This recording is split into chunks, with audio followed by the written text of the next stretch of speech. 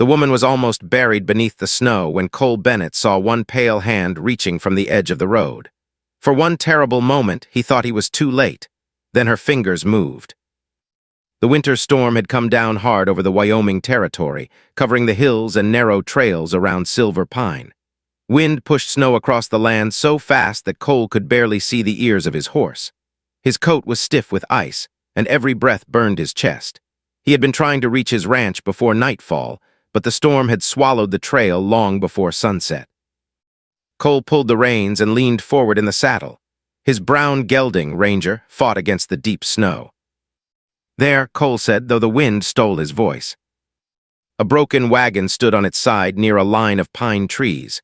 One wheel had come loose, and a wooden trunk lay open in the snow. Dresses, blankets, and small personal things had been scattered across the ground. There were no horses near the wagon, no driver, no footprints that the storm had not already covered. Then Cole saw the hand. He jumped from Ranger and pushed through the snow. A woman lay beside the wagon, half covered by a torn gray cloak. Her dark hair was frozen against her face. Her lips had lost their color, and there was a small cut above her eyebrow. Cole dropped to his knees and placed 2 fingers against her neck. A weak pulse beat beneath her cold skin. "Miss, can you hear me?" Her eyelids moved, but she did not open them. Cole pulled off one glove and touched her cheek. She was freezing. If he left her there for even another hour, she would die. He looked around again. The empty road and ruined wagon told him nothing. Someone had been traveling with her. Someone had either gone for help or left her behind. Cole did not have time to decide which. He wrapped the torn cloak around her and lifted her into his arms. She was light, but the deep snow made every step hard. The wind struck him from the side, nearly knocking them both down. Ranger stood waiting, his head lowered against the storm. Cole placed the woman across the saddle, climbed behind her, and held her close with one arm. "My ranch is not far," he said near her ear. "You stay alive until we get there." She made no sound. Cole turned Ranger toward home. The Bennett ranch sat in a narrow valley beneath the Black Ridge Mountains. Cole had lived there alone for nearly 4 years. He kept cattle, repaired his own fences, cooked his own meals, and spoke more often to Ranger than to any person. There had once been laughter in the house. There had once been lamps burning in every room and music coming from the old piano. But that life had ended after his mother died, and his younger sister moved east to live with relatives. Since then, Cole had closed most of the house. He slept in a small room near the kitchen because it was easier to heat. The larger bedrooms remained cold and silent. Only one room was kept clean and ready. It had been his mother's room. She had always called it the warmest room in the house because the morning sun entered through 2 wide windows, and the brick chimney passed behind one wall. Cole had not slept there since her death. He rarely even opened the door. But that night, when he carried the dying stranger into his house, it was the only room warm enough to save her. Cole pushed the front door open with his shoulder. Wind and snow rushed inside behind him. He kicked the door shut and carried the woman down the hall. The house was dark except for the fire in the kitchen. Cole laid her on a bench for only a moment, then hurried to the old bedroom. He opened the door and stopped. The room looked almost the same as it had 4 years earlier. A handmade quilt covered the bed. White curtains hung beside the windows. A small wooden cross rested on the table. The air held the faint smell of cedar from the chest at the foot of the bed. Cole felt an old pain rise inside him, but he pushed it away. The woman needed warmth. He placed her on the bed, removed her wet boots, and covered her with the thick quilt. Then he built a fire in the small iron stove near the wall. The dry wood caught quickly, filling the room with a soft orange glow. Her dress and cloak were soaked through. Cole knew wet clothes would keep her cold, but he would not undress an unconscious woman. He searched through the hallway chest and found one of his mother's old night dresses. He heated water, brought clean cloths, and returned to the room. The woman's eyes opened as he entered. They were deep brown and filled with fear. She tried to sit up, but pain crossed her face. "Easy," Cole said. "You're safe." Her gaze moved around the room before returning to him. "Where am I?" "My ranch, a few miles west of Silver Pine." Her breathing quickened. "The wagons?" It broke apart on the North Road. I found you beside it. She closed her eyes, and tears gathered beneath her lashes. Mr. Talbot, she whispered. Was he driving? She nodded weakly. He said he was going for help. Cole did not tell her that there had been no clear tracks leading away from the wagon. The storm might have covered them, but something about the scene troubled him. How long were you alone? I don't know. What is your name? Clara Whitmore. I'm Cole Bennett. Her eyes opened again. You carried me here. Yes. She looked at the dry nightdress in his hand, then at her wet clothing. Cole understood her fear. I found this for you, he said, placing it on the chair. It belonged to my mother. I'll wait outside while you change. Call if you feel faint. Clara tried to move, but her arms shook. Cole turned away at once. I can get Mrs. Dawson from the next ranch, he said, but in this storm it may take hours. No, Clara whispered quickly. Please don't leave. Something in her voice made him look back. She was not only afraid of the storm. She was afraid someone might find her. Cole pulled a chair closer to the bed and sat with his back turned while she changed beneath the quilt. He listened carefully in case she fell. After several minutes, she told him she was finished. The nightdress was too large, but it was dry. Color had begun to return to her face. Cole placed her wet clothes near the stove and gave her a cup of warm broth. Clara held it in both hands, drinking slowly. Where were you going? He asked. Her fingers tightened around the cup. To Silver Pine. Do you have family there? She looked down. No. Friends? No. Cole watched her carefully. A young woman did not travel through wild country in the middle of winter without a reason. She had a fine dress beneath the plain cloak, and the small silver ring on her finger looked expensive. Yet she carried no money purse that he had found. You were meeting someone, he said. Clara's face became still. Before she could answer, a heavy sound came from outside. Cole rose. Ranger gave a sharp warning from the barn. A moment later, someone struck the front door 3 times. Clara's cup slipped from her hands and fell onto the quilt. No, she whispered. Cole looked at her frightened face. Who is it? She grabbed his wrist before he could move away. Please, she said, her voice shaking. Do not tell them I'm here. Another knock shook the door. Then a man shouted through the storm. Bennett, open up. I'm searching for a woman who belongs to me. Cole's eyes moved to Clara. Her face had gone pale again, but this time it was not from the cold. Cole slowly pulled his wrist free and stood between her and the bedroom door. Outside, the stranger knocked again. Inside the warmest room in Cole Bennett's house, Clara Whitmore whispered the words that would change both their lives. If he takes me back, he will kill me. Cole Bennett had faced angry cattle, armed thieves, and winters cold enough to freeze a river solid.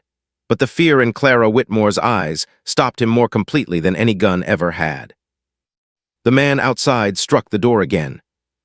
Bennett, I know you're in there, he shouted. Open this door.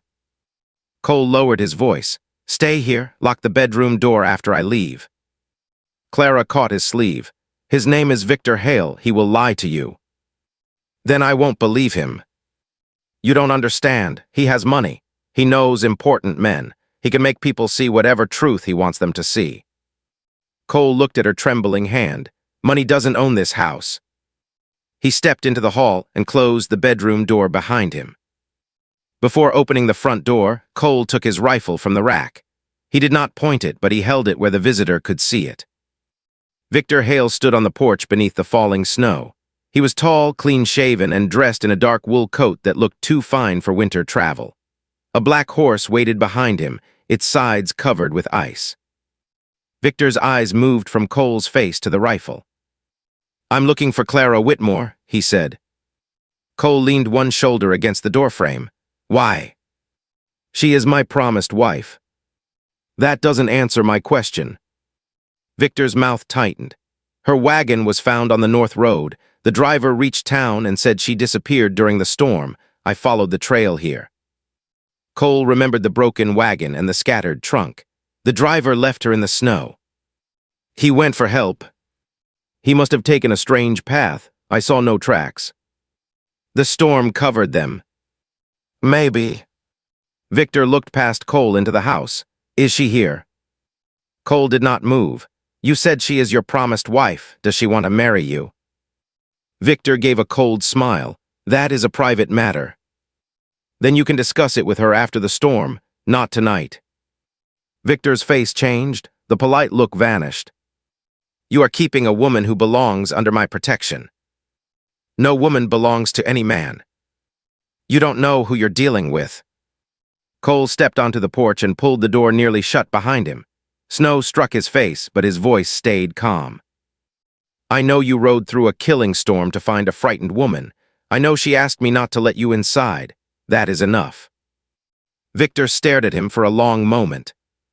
She has filled your head with lies. She has told me almost nothing. Then ask her about the money. Cole's eyes narrowed. Victor continued. Ask her why she ran from her uncle's home. Ask her why she stole $5,000 before leaving. Inside the house, something moved behind the bedroom door. Victor heard it. Clara, he called loudly, come out and tell this rancher what you've done. Cole raised the rifle slightly. You will lower your voice. Victor looked at the weapon, then back at Cole. You are making a serious mistake. Maybe, but it is mine to make. The two men stood in the snow, while the wind howled through the valley.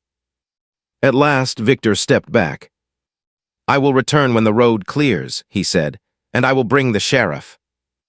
Bring anyone you like. Victor mounted his horse. Before riding away, he looked toward the bedroom window. She will ruin your life, Bennett. Cole watched him disappear into the storm. When he returned to the warm room, Clara was sitting upright in bed. Her face was pale, and her eyes were fixed on the floor. He told you about the money, she said. He did. And now you think I'm a thief. I haven't decided what I think. Clara looked up at him. The doubt in his voice seemed to hurt her more than anger would have. Cole placed the rifle near the stove and sat in the chair. Tell me the truth. For several seconds, only the fire made a sound. Clara pulled the quilt closer around her shoulders. My father owned a shipping company in St. Louis. When he died, my Uncle Harold became the keeper of my inheritance until I married or turned 27. How old are you? 26. Cole understood, so your uncle would lose control of the money next year. She nodded. He arranged my marriage to Victor. If I married him, they would both control everything. I refused, but my uncle said I had no choice. Did you take $5,000? Yes. Cole's expression hardened. Clara hurried to explain. It was mine. My father left it in an account under my name. My uncle had already taken far more from the company. I needed enough to leave and begin again.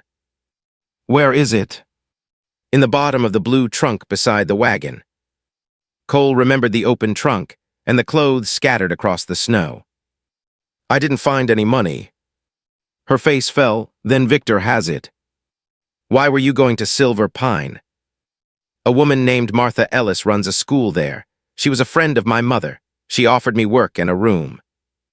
Cole had heard the name. Martha had taught children in Silver Pine for years and was respected by nearly everyone in town. Why didn't you travel by train? My uncle watched the stations. I left with a hired driver who promised to take me west quietly.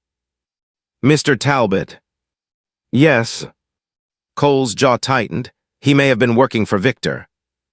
Clara looked toward the window. I thought so when the wagon wheel broke. He told me to wait while he went for help, but he took both horses. You followed him. I tried. The storm became worse and I fell near the wagon. After that, I remember nothing until I woke here. Cole stood and walked to the fire. Her story made sense, but he knew a sensible lie often sounded the same as truth.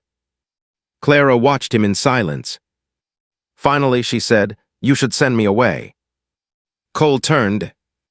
Victor will return with the sheriff. He will accuse you of hiding me. You have no reason to risk your home for a stranger. You nearly froze to death on my land. That does not make me your responsibility. No, Cole said, but leaving you to a man you fear would make me responsible for what happens next. Clara's eyes filled with tears, but she blinked them away. Cole added wood to the stove. You need sleep. Tomorrow I'll take you to Martha Ellis. What if Victor reaches town first? Then we'll reach it second and tell the truth louder. For the first time since waking, Clara gave a small smile. Cole prepared a bed for himself near the warm room's door. He told himself he stayed there only to guard the hall, but every time Clara moved in her sleep, his eyes opened. Near midnight, she began to cry out. No, please, I won't sign it. Cole rose and hurried to the bed. Clara twisted beneath the quilt, trapped in a nightmare. He touched her shoulder gently. Clara, wake up. Her eyes opened, wild with fear. She grabbed his shirt and pulled herself toward him. For a moment, Cole held her against his chest. Her body shook and her breathing came fast. You're safe, he whispered. No one is taking you tonight.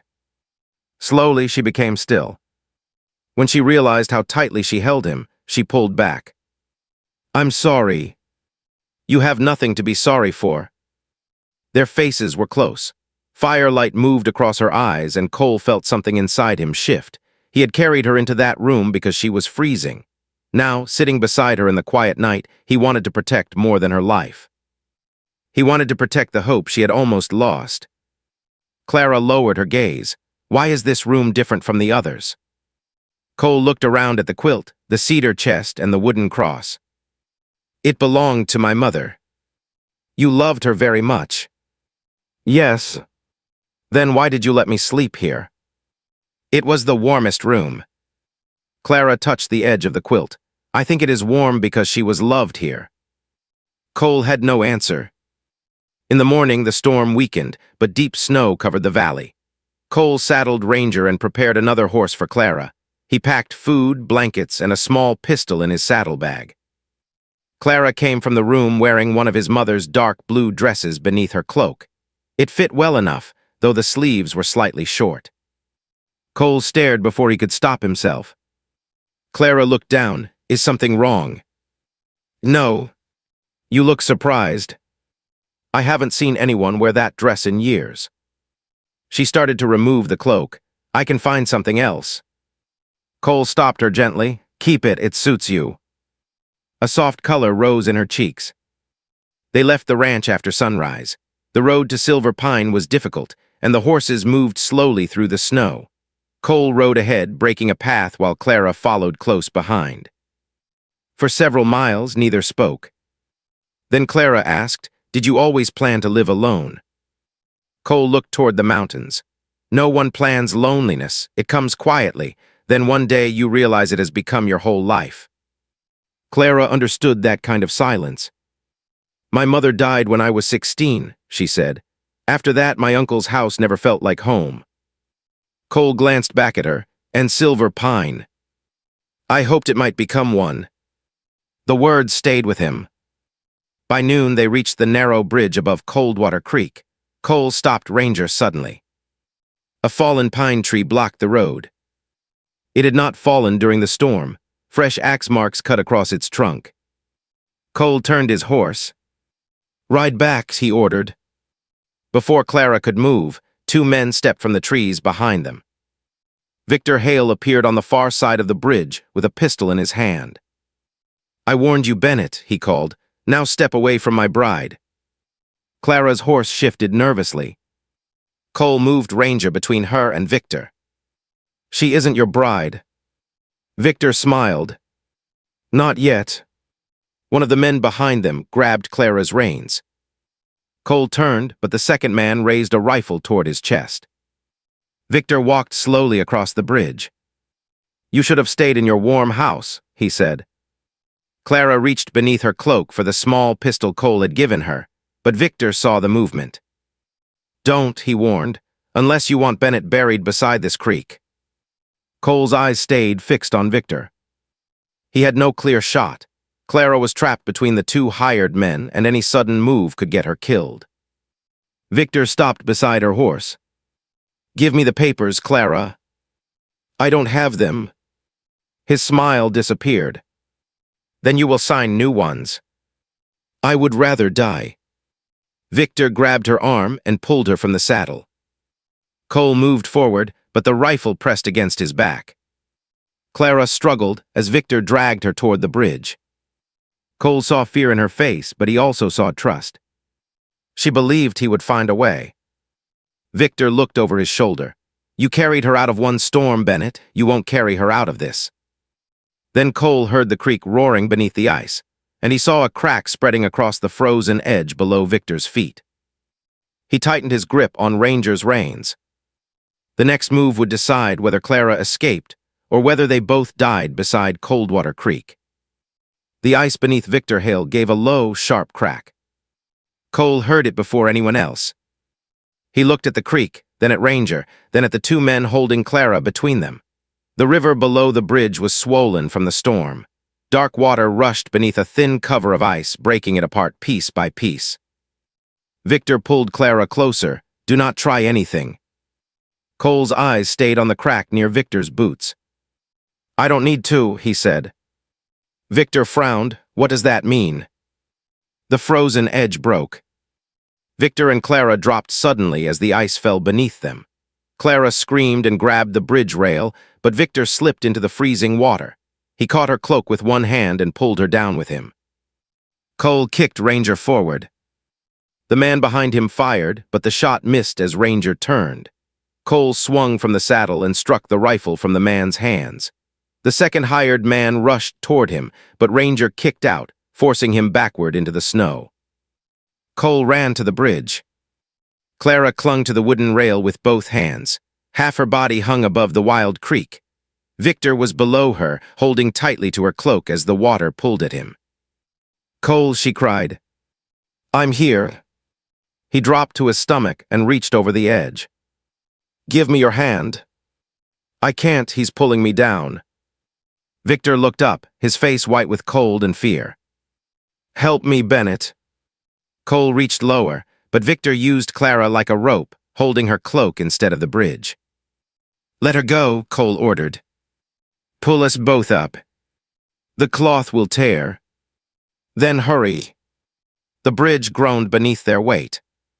Cole gripped Clara's wrist. She looked up at him, breathing hard.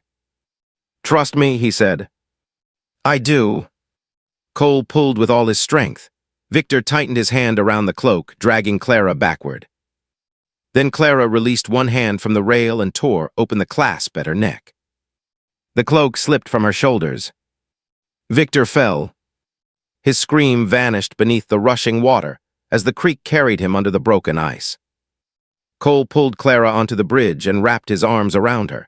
She was shaking so badly that she could not stand. I have you, he said. You're safe. Clara buried her face against his chest. Behind them, the hired men had stopped fighting. One had lost his rifle. The other stood with his hands raised as Cole's horse blocked the road. Neither man wanted to follow Victor into the water. Cole helped Clara stand and took the pistol from beneath her dress. Walk to the horses, he told her. She held his arm. I'm not leaving you. You won't have to. Cole pointed the pistol at the men. Drop your weapons. They obeyed. One of them was young, with a thin face and frightened eyes. The other was older and wore a scar across his chin. Did Victor hire you? Cole asked. The older man nodded. He said the woman stole money. He lied. We didn't know. You blocked the road and pointed a rifle at us. You knew enough. The younger man looked toward the creek. What happens now? You walk to Silver Pine. In this snow. You should be thankful I'm letting you walk. Cole tied their hands with rope from his saddle and placed them on the road ahead. Then he wrapped Clara in his spare blanket and lifted her onto Ranger. She looked down at him. Ride with me. Cole climbed behind her and held her close. Her body was cold, but she was alive. They reached Silver Pine late that afternoon. The town was covered in white, and smoke rose from the chimneys along the main street. People came outside when they saw Cole leading two tied men through town. Sheriff Owen Mercer met them near the jail. He was a wide man with gray hair and a tired face. His eyes moved from the prisoners to Clara. "What happened?" Cole told him everything. The sheriff listened without interrupting. Then he took the hired men inside and sent a deputy toward Coldwater Creek. Clara stood beside Cole, still wearing the blanket around her shoulders. Sheriff Mercer returned with a worn leather case in his hand. "This was found in one man's saddlebag," he said. Clara opened it. Inside were letters, legal papers, and $5,000 in banknotes. Her eyes filled with tears. "These are my father's papers." The sheriff unfolded one document. "This says Harold Whitmore removed money from the company without permission." Clara nodded. "That is why my uncle wanted me married quickly. He knew I would learn the truth when I turned 27. Sheriff Mercer looked at Cole. Victor Hale was not here to bring back a runaway bride. He was here to hide a crime. The younger hired man began talking before the sheriff even asked. He admitted Victor had ordered the wagon driver to break the wheel and leave Clara in the storm. The plan had been to return her to St. Louis after she became weak enough to stop fighting. Mr. Talbot had been paid to lie. By sunset, the truth had spread through town. Martha Ellis arrived at the jail wearing a brown coat and a worried expression. She was a small woman with silver hair and kind blue eyes. When she saw Clara, she held her like a daughter. "I thought you would never reach me," Martha said. "I almost didn't." Martha looked at Cole. "Then I owe this man more than I can ever repay." Cole shook his head. She saved herself when it mattered. Clara looked at him, not alone. That evening, Martha took Clara to her home beside the schoolhouse. Cole stayed long enough to make sure she had food, dry clothes, and a warm bed.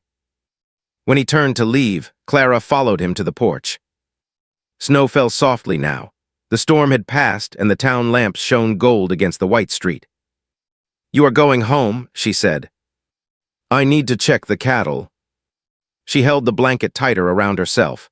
"Will I see you again?" Cole looked at her. He had known her for only a few days, but the thought of returning to the silent ranch felt heavier than it ever had before. "Yes. Tomorrow."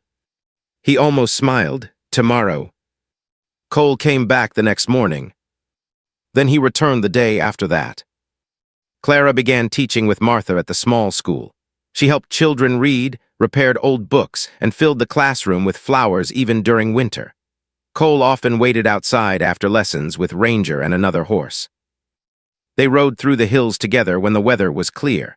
They spoke about their childhoods, their losses, and the homes they had both lost. Clara told him she planned to use part of her inheritance to help the school and save the rest for a new life. Cole listened, though he secretly wondered whether that life had room for him. Spring came slowly to Silver Pine. Snow melted from the rooftops and green grass returned to the valley. The creek became calm again, though Clara never crossed the bridge without reaching for Cole's hand. One warm afternoon, Cole took her back to the Bennett ranch.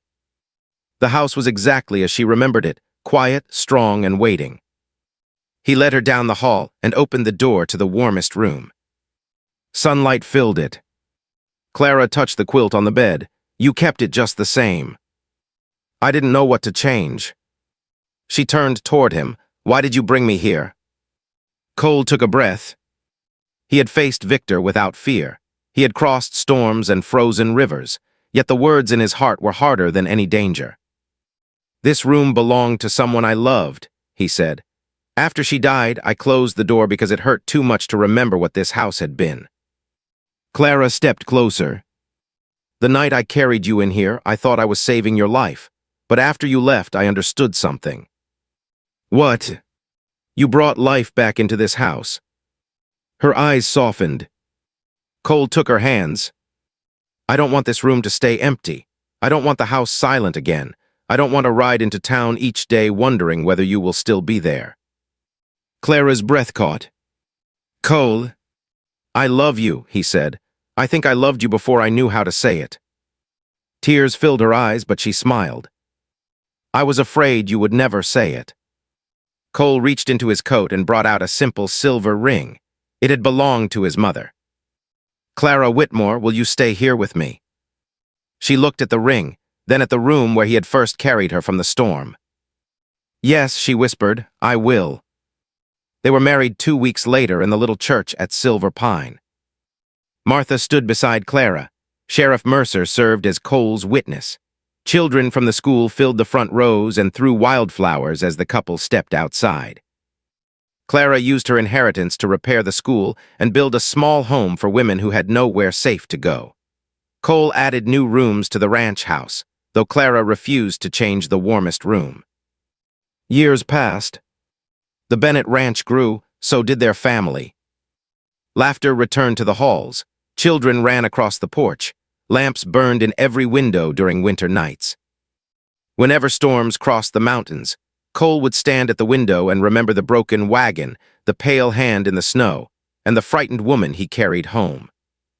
He had believed he was taking her into the warmest room in his house. But Clara had carried him somewhere warmer. She had carried him out of loneliness, out of grief, and into a life filled with love. And from that day forward, neither of them ever faced another storm alone.